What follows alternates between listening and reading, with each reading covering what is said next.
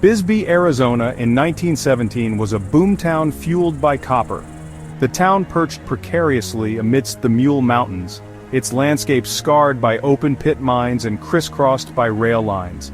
Beneath the surface, thousands of miners toiled in dangerous conditions, extracting the copper that enriched the Phelps Dodge Corporation and fueled America's burgeoning industrial growth. Bisbee was a company town, its fate and the lives of its residents controlled by Phelps Dodge. The company owned the mines, the stores, the houses, and even the local newspaper. For the miners of Bisbee, life was hard. They worked long hours in cramped, poorly ventilated tunnels, constantly exposed to the risks of cave-ins, explosions, and lung diseases. The air they breathed was thick with dust, and the threat of injury or death was a constant companion. The wages were low, barely enough to support their families, and the company controlled every aspect of their lives, from the cost of goods in the company store to the rent they paid for their modest homes. The Phelps Dodge Corporation, with its vast wealth and influence, held sway over local law enforcement and the political establishment. Workers who dared to speak out against the dangerous conditions or demand better treatment faced intimidation, blacklisting, or worse. Discontent simmered beneath the surface, fueled by the growing disparity between the miners' harsh realities and the opulence enjoyed by the company executives and mine owners. The stage was set for a confrontation, a clash between the insatiable appetite of corporate greed and the desperate yearning of working people for a measure of dignity and justice. The miners of Bisbee, pushed to their breaking point, would soon make their stand. The mines of Bisbee were a dangerous place to work. Every day, miners descended into the earth knowing they might not return. The risk of cave-ins was ever present, and the use of explosives created a constant danger of accidental detonation.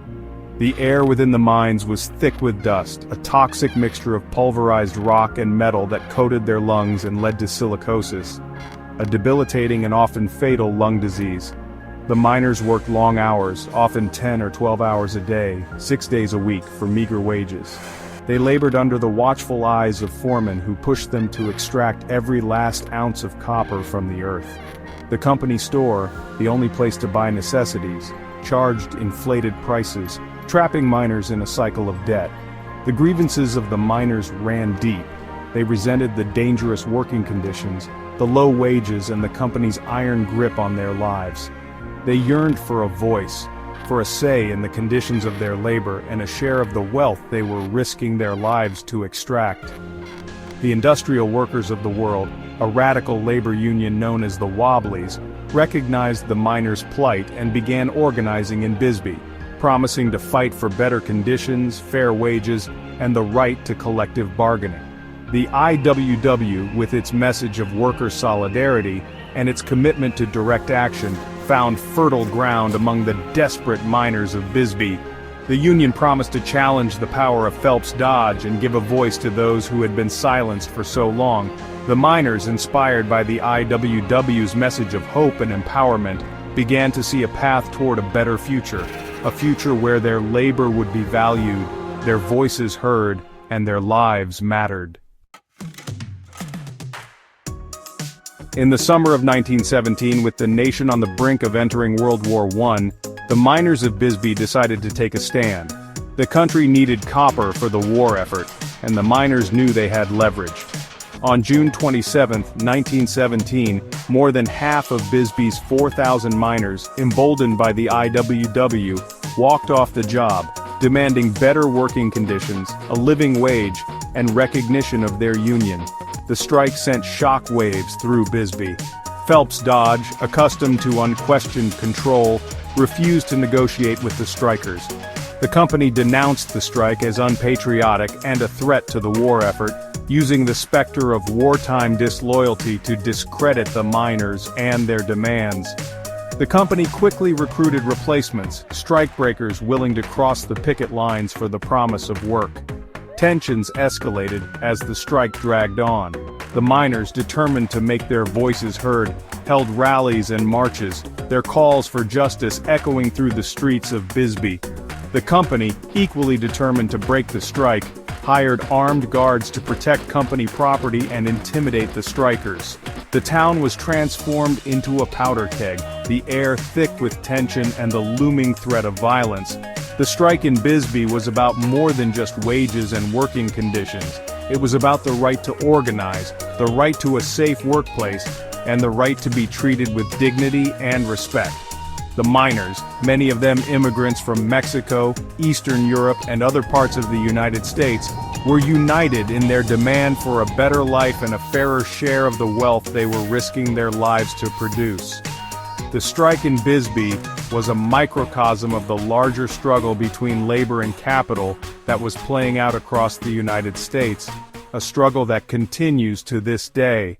In the early morning hours of July 12, 1917, the simmering tensions in Bisbee reached a boiling point.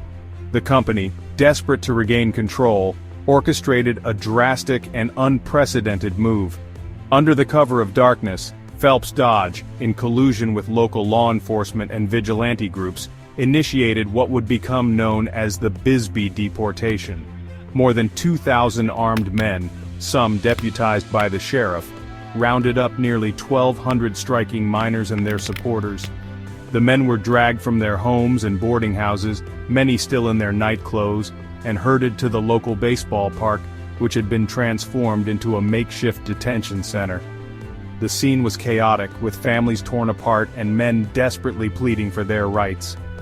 The detainees were given an ultimatum: return to work or face the consequences. When they refused, they were loaded onto filthy cattle cars, packed so tightly that they could barely move. The train, escorted by armed guards, embarked on a harrowing journey through the Arizona desert, its destination unknown to those aboard. After hours of grueling travel, the train arrived in Columbus, New Mexico. The deported miners, exhausted and dehydrated, were dumped in the middle of the desert with no provisions or shelter. The town of Columbus, unprepared for the sudden influx of people, struggled to provide basic necessities. The deportees, many of them injured and traumatized, were left to fend for themselves in an unfamiliar and hostile environment. The Bisbee Deportation was a stark reminder of the lengths to which those in power would go to maintain control. It was an act of brutality that shocked the nation and highlighted the deep divisions between labor and capital. The deported miners, though beaten and displaced, remained resolute in their fight for justice.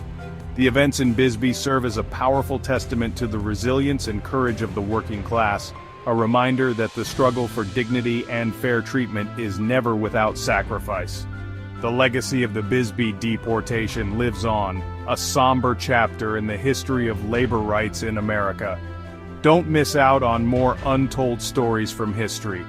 Click the subscribe button and join us on this journey through time.